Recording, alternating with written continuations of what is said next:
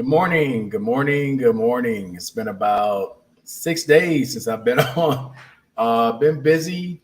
Been spending a lot of time with Erica doing a lot of different things. And, life happens. The best I can say, life happens. But in the month of April, I want to start back doing what I was doing before experimentally, which is doing a video every morning for maybe 10, 15 minutes is where I'm going to cut these videos to.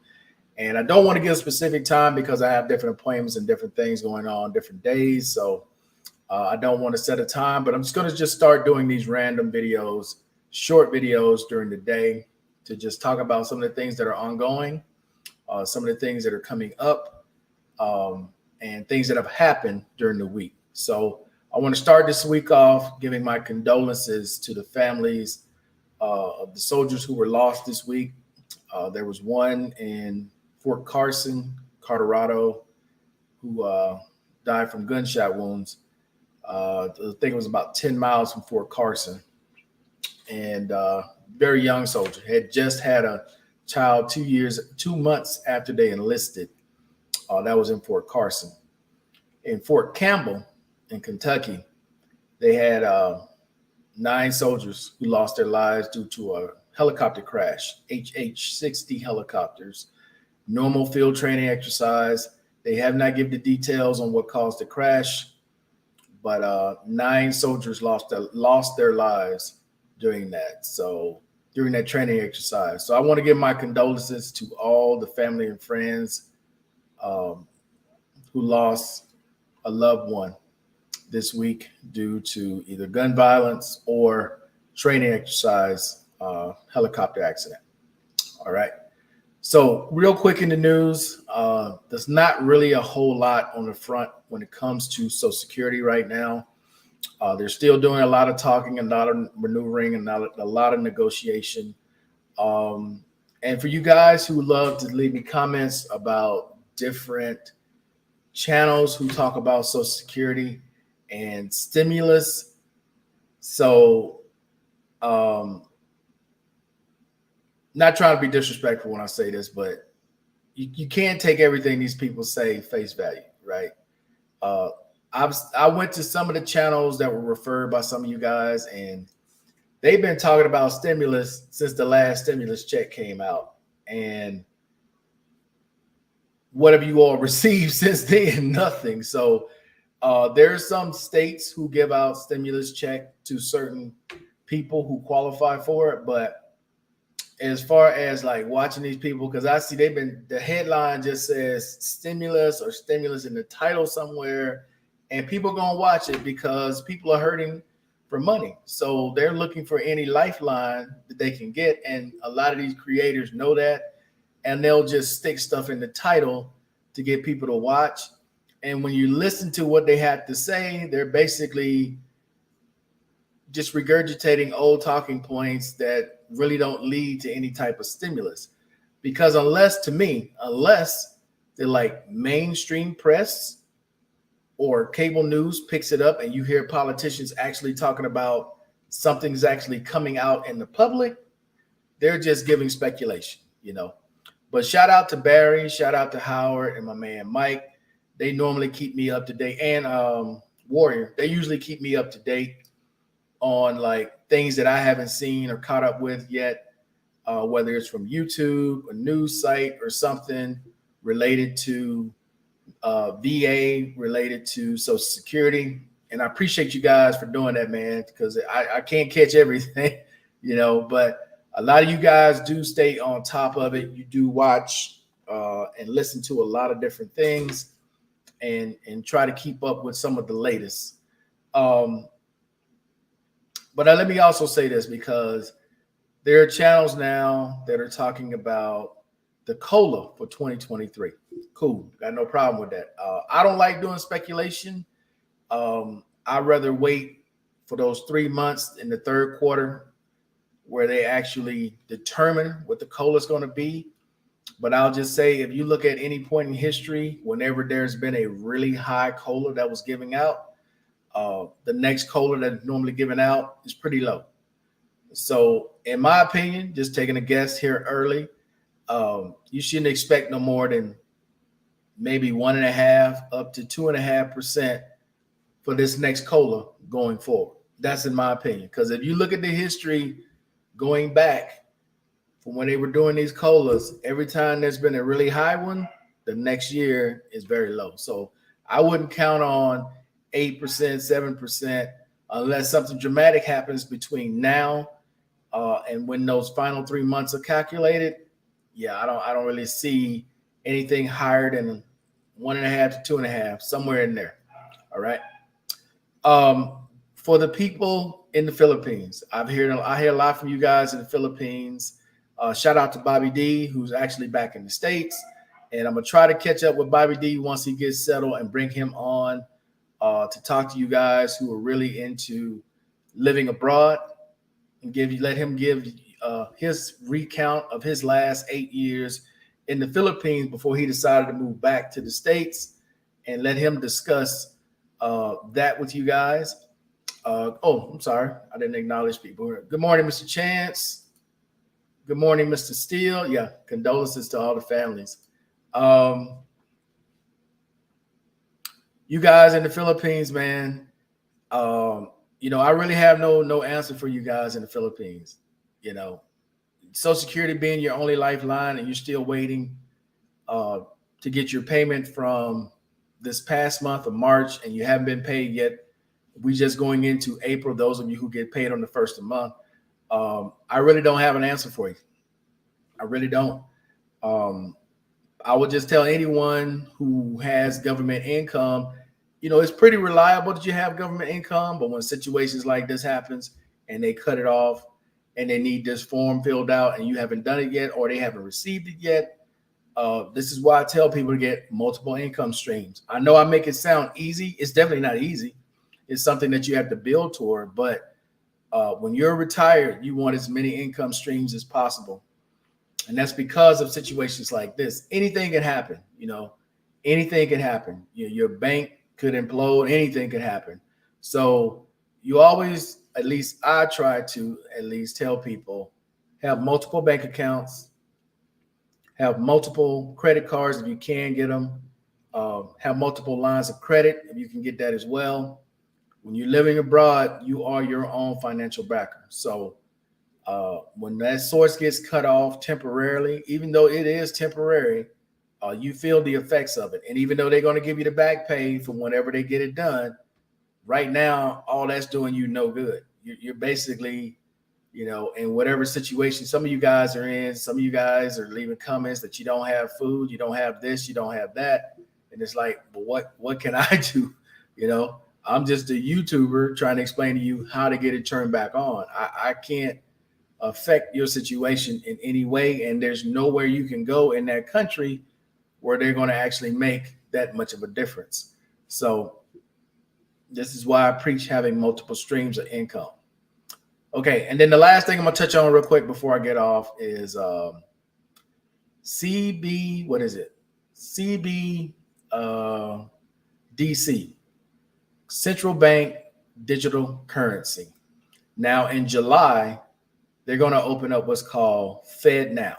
FedNow is the government's attempt of setting up the pathway to digital currency. It will not be digital currency in February, okay?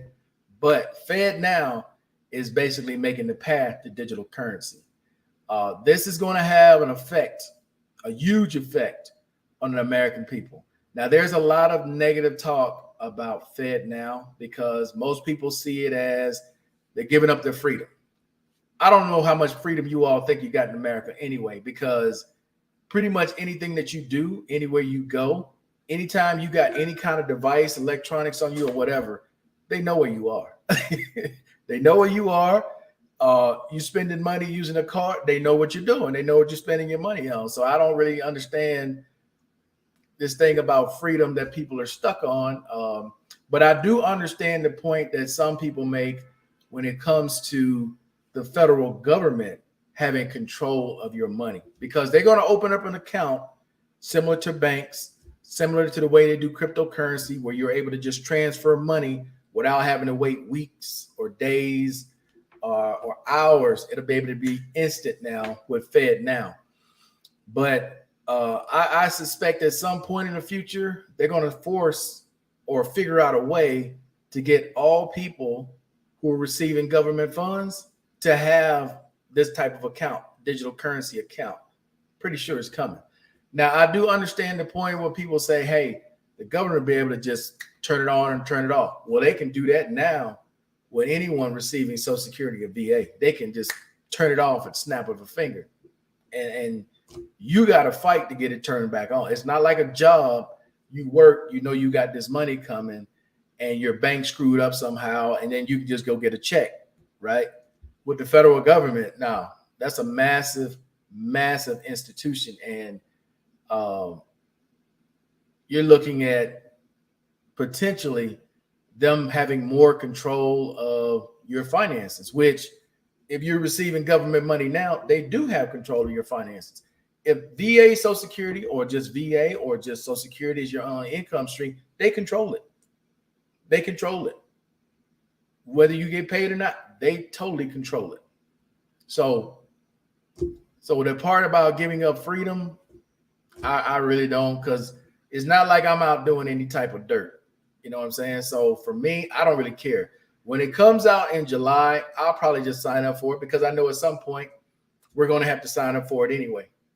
So I'm going to just go ahead and do it in July once it becomes online. Mr. Chan said emergency cash. Yes, yeah, definitely. For me personally, I have that kind of set to a side. That's like last ditch effort for me. I have other ways and other things kind of in place if something goes wrong. Emergency cash, I do try to keep money on hand. I do try to keep also money in the local banks. I have 2 local bank accounts. I have a couple $100s in each one. Something goes wrong, everything's shut down in the States. At least I can get my hands on some money here, hopefully until I'm able to figure out whatever I need to do to get back to the States, right? But I do have cash in a couple of local banks here. That's just for emergency use only. Those are things that I do. And then to always have a plan if something goes really wrong here, haywire here, okay, you need to go back to the States or you're going to go to another country.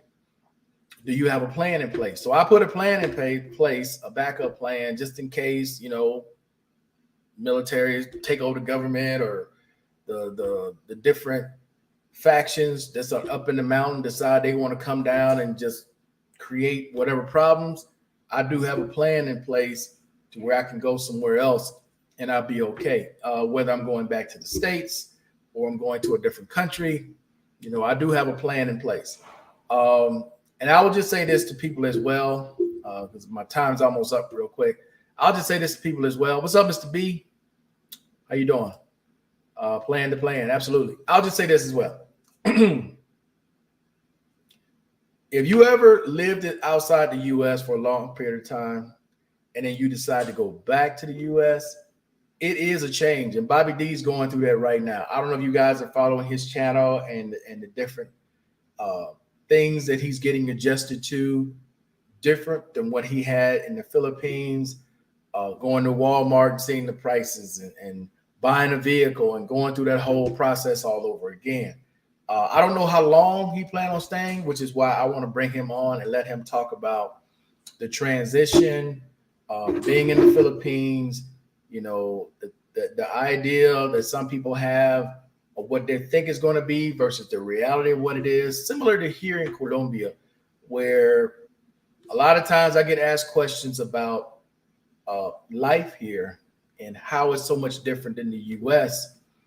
But a lot of it has to do with you and your lifestyle, how you live, what things you're into, what are your goals when you're here, how do you spend your time? Are you in a relationship where, your day is pretty much filled with whatever you guys are doing that day, or spending time with her or with your friends or whoever you're doing anything with, right? It's no different to me, really, than it is in the U.S., except, they are behind when it comes to certain things that the U.S. is just far ahead of.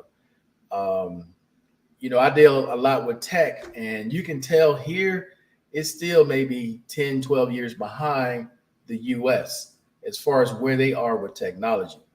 Um, but life here overall is similar to me as it is in the US because I don't really do a whole lot different here than what I would do in the US. I just don't have family and friends right here, right?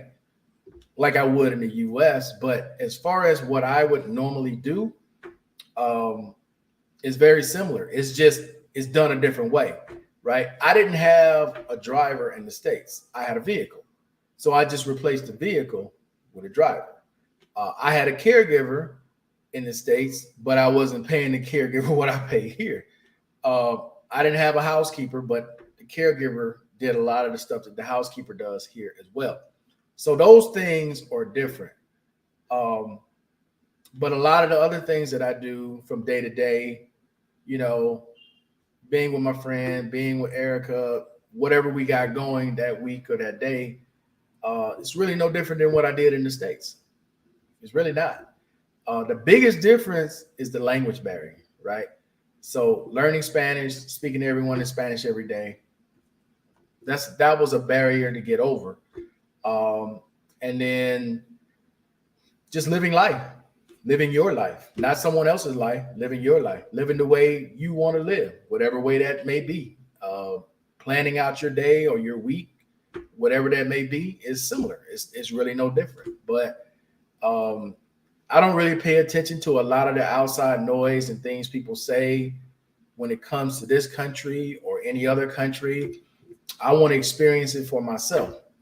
And anytime people start asking you about money and what it takes to live, that's a question only you can answer because only you know what your budget is and what you're willing to put up with and not put up with. You know, I like quiet, as you can hear. I don't have like noise cancellation on or anything, but I like it quiet.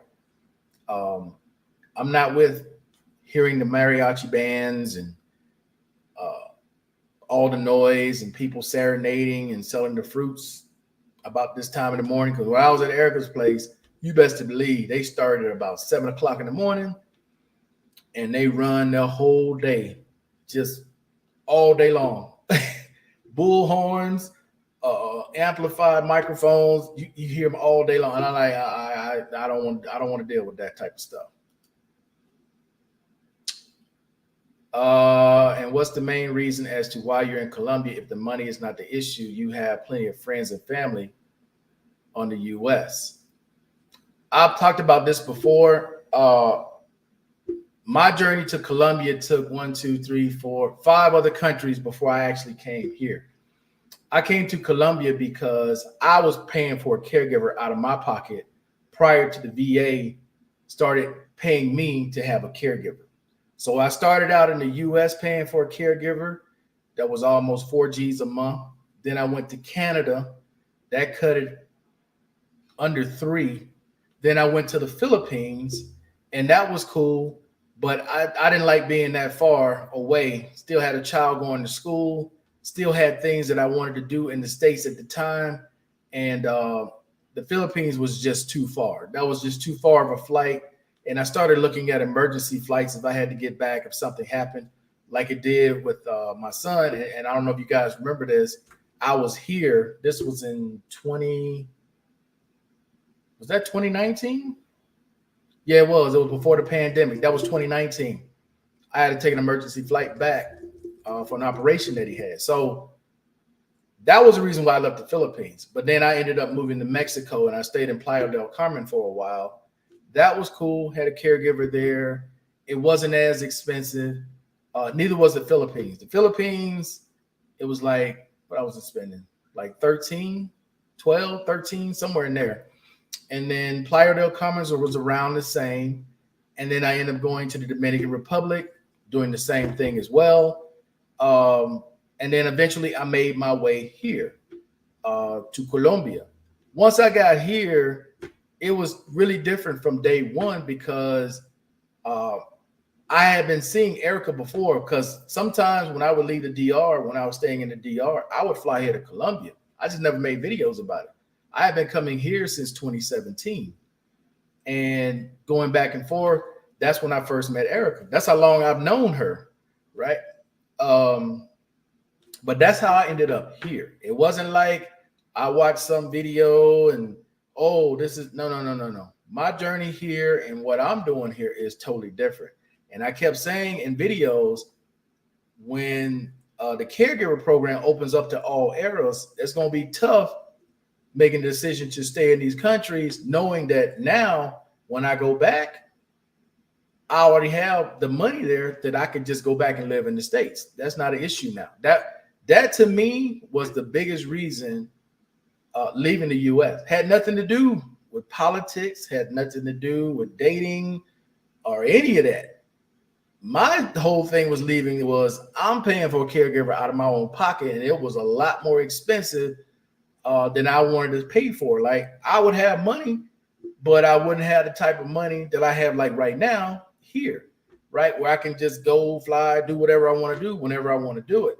In the US, I had money, but it wasn't like it was a lot, spending most of it on a caregiver. Whereas now, going back to the States with the caregiver program, completely different situation.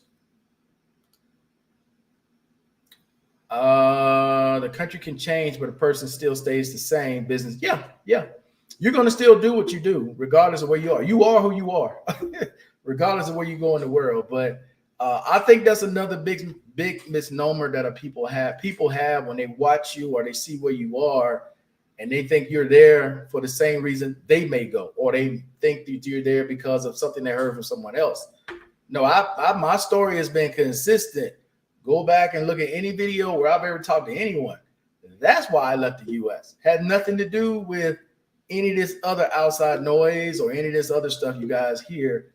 That was never my situation. Never my problem. Never my situation. My thing was prior to the VA paying me for a caregiver. That was my issue, paying for it on my own. And as you guys know who have one in the States, this is why they give you such a high amount to your caregiver in the States, because sometimes you need someone with you all the time, which is why they pay $35,000-$4,000 a month, because it's basically a full-time job.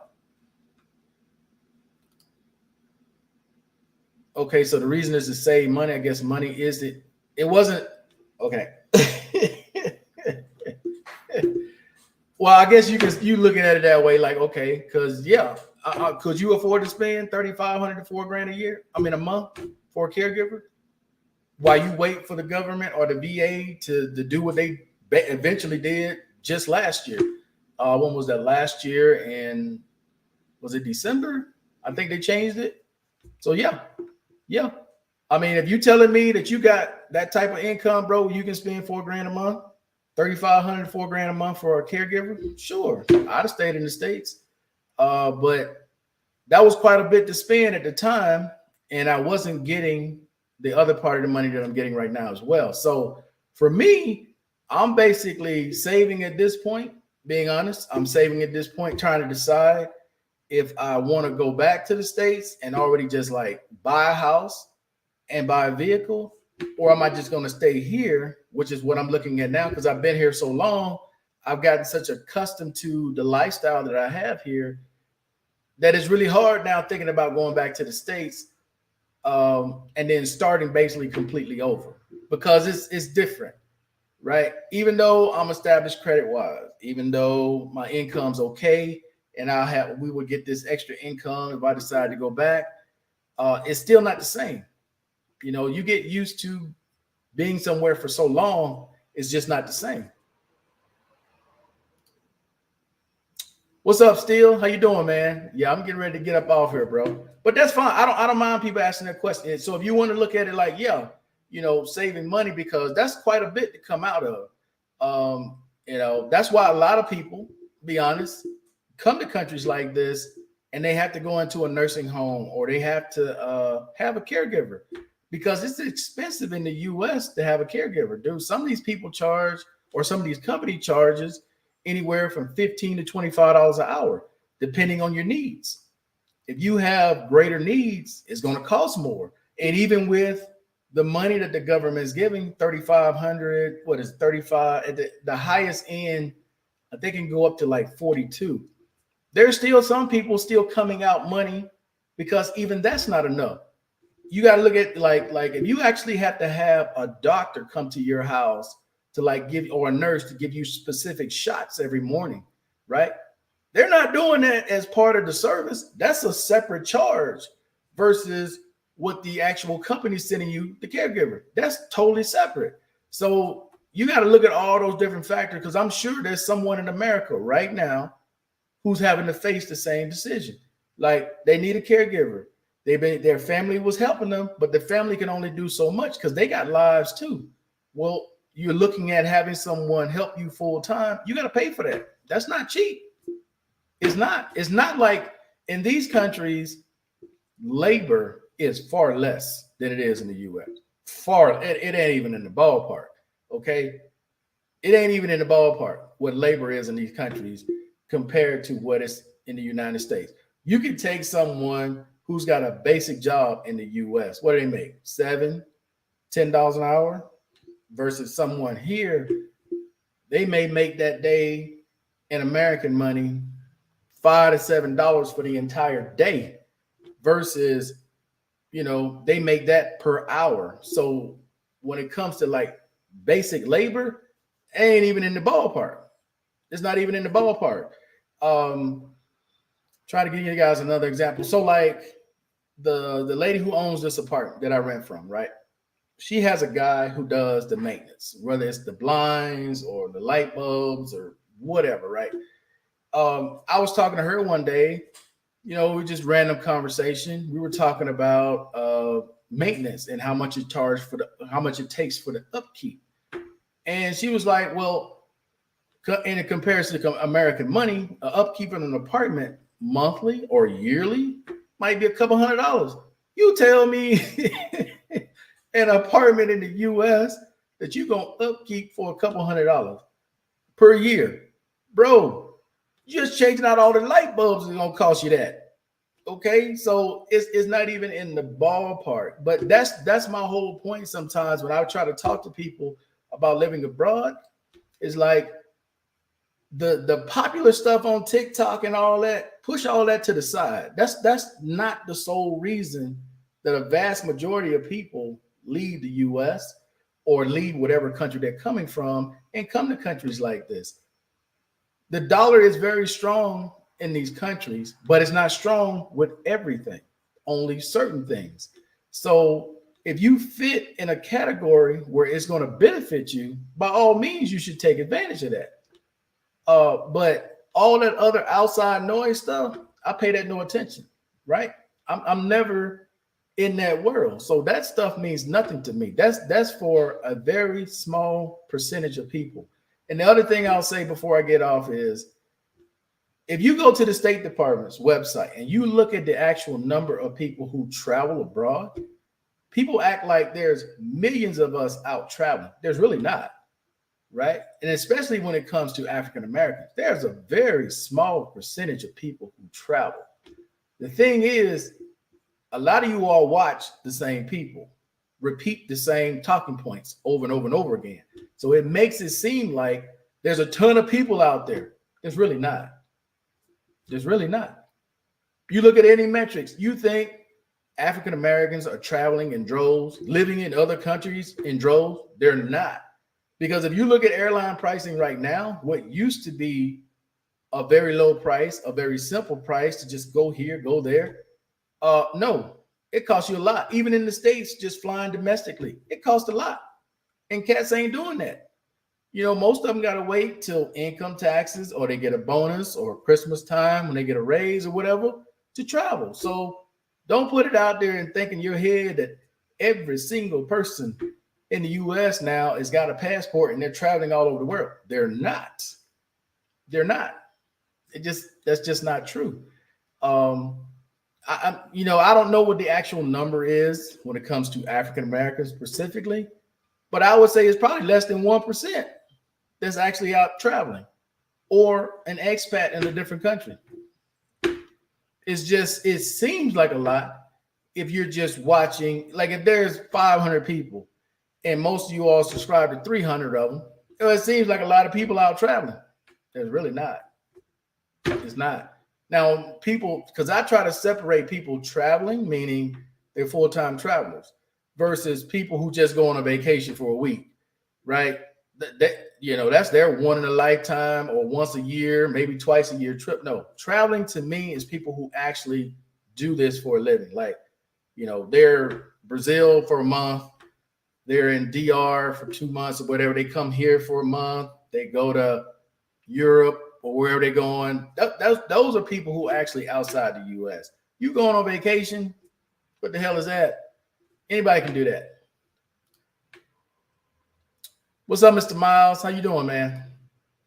But all right, though, guys, look, hey, this has been fun. And as I said earlier, I'm going to try to go back to doing these daily videos. But that's a great question, JM. No shade, man. Just trying to explain.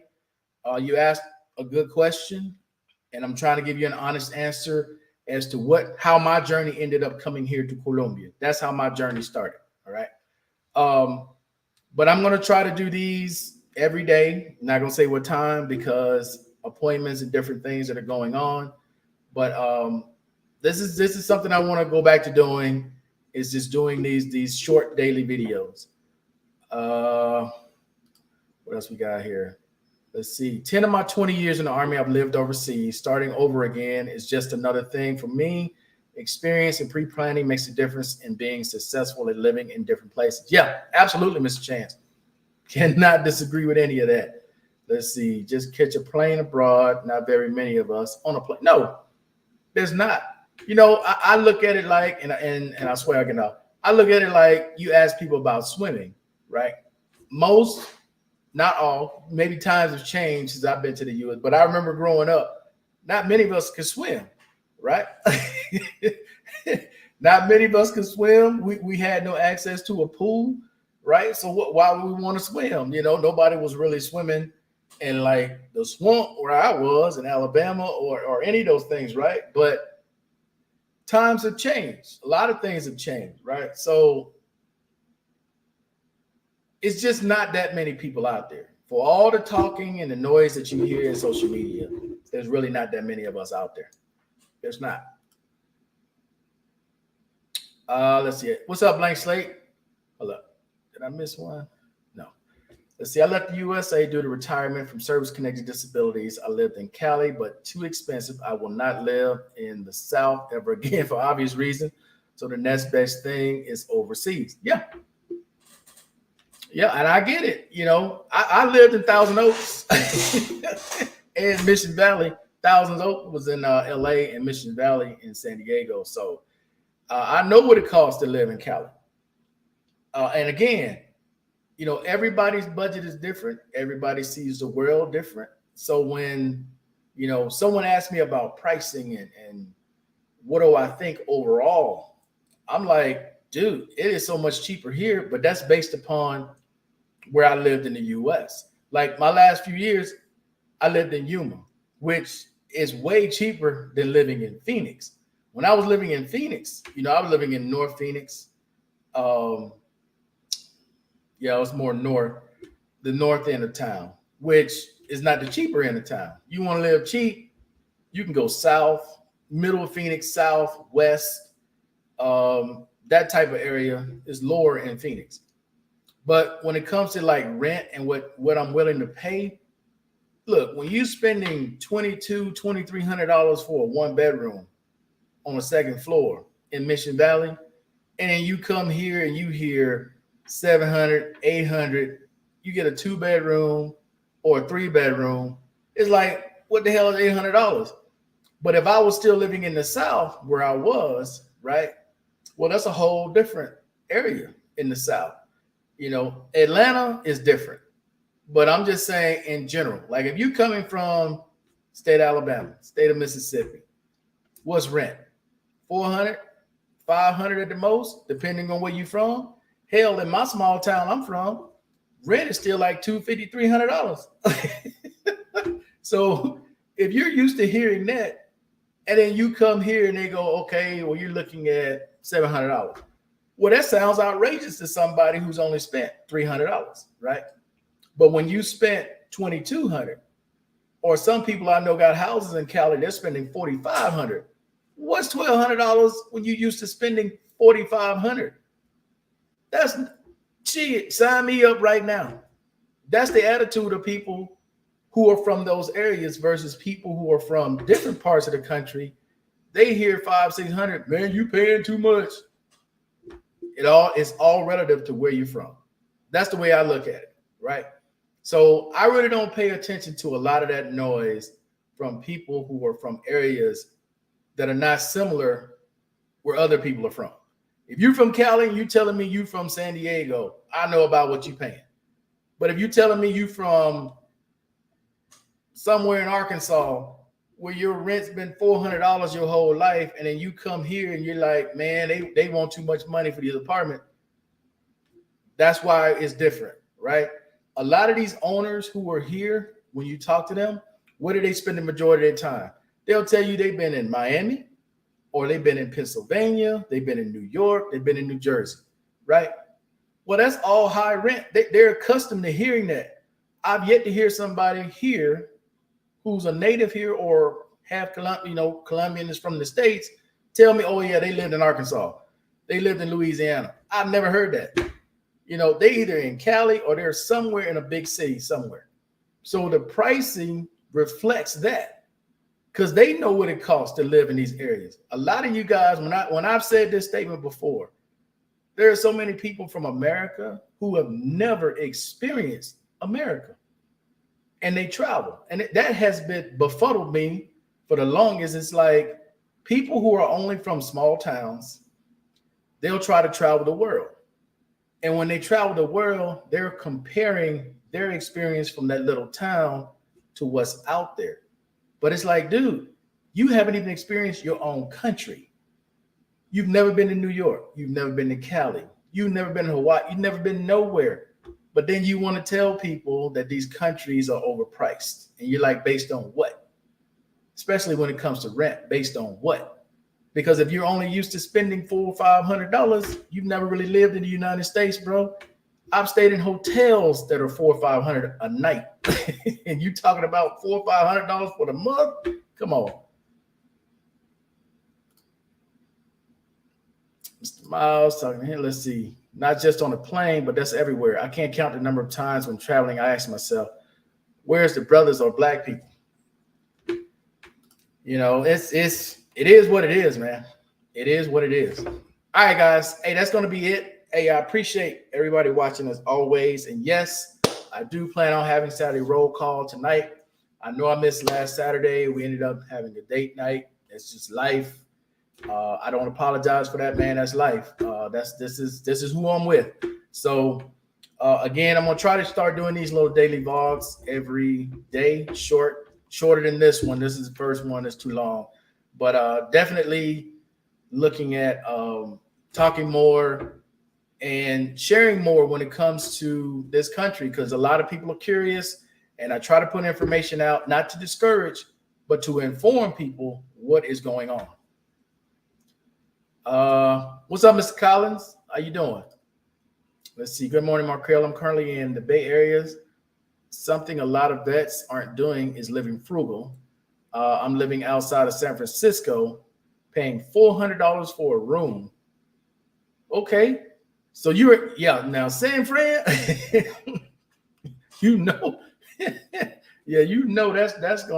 gonna be some money right there. But you're staying outside of the city of San Francisco, I'm assuming, or the Bay Area, $400 for a room. Okay. All right. So that's like $400 here. I mean, that'll put you like Estadio. You'll be in a 1-bedroom apartment on your own in most of these countries outside of the US with $400. You're not going to be in the best areas, but you'll be in a decent area for like $400 a month. For that price. Russian troll. Mr. Collins. Let's see. Other veterans I know in class are paying $3 to $4 for a room in San Francisco. BAH is currently $5,000. Yeah, I meant to mention that BAH is going to be delayed because of a glitch in the system. They're trying to come up with a backup way to pay these guys. I don't know if they're going to pay them in advance or what, but if you're on BAH and you didn't get paid today or whenever it is you're scheduled to get paid, it's because there's a glitch in the system. I forgot to mention that part. Appreciate you bringing that up. Let's see. I live in the city of San Francisco, 3,200 miles. That's about normal. That's about normal. And see, when people hear that, and it may be for an apartment, not even a house, people freak out when they hear that. Like 3,200, man, you crazy. It all depends on where you live in the country. Perspectives are going to be different. Perspectives are going to, they're going to be a variety of different ideas and opinions about different things, but it all depends on where you live in this world. 3,200, I expect that to be on the low end in San Francisco, right? I got a buddy that rents, I'm telling y'all, the 4,500, and it's a rental house in Cali. It's a rental house. It is what it is. You got it? Let's see. He's in Concord. Okay. I lived in the Bay Area in Concord. Yeah, it is. Let's see. I'm breathing headache to Marine Base and get my cappuccino. Thanks for spell check. Don't even know how to spell cappuccino. Hi.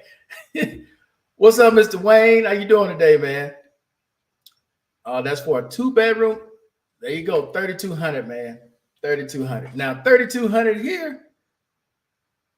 I don't know. I have to show you guys. I'm gonna have to do a video on that, bro, because where I'm getting ready to move to is gonna be 3-bedroom, 4 bathrooms, and it's gonna be right around 14 to 15 a month, right? And people hear that, oh man, you paying way too much in Colombia. It's like, dude, wake up. Not everybody looks at the world the same way you guys, some of you guys do. Some of you guys are cool living in a $200 spot with a whole bunch of noise. Me, I don't know. There's far more things important to me than noise, which you don't hear right now. They look like a troll, but only trolling I'm doing is women trolling. Good Lord. All right, well, I'm going to end on that note. All right, guys, that's going to be it for this morning, man. Hey, there's going to be Saturday roll call, 8 p.m. Central Standard Time. I'll see you guys tonight. But this is just kicking off this whole month of me doing these short live streams. All right, guys. So that's it. I'm out. Peace. You guys enjoy the rest of your morning.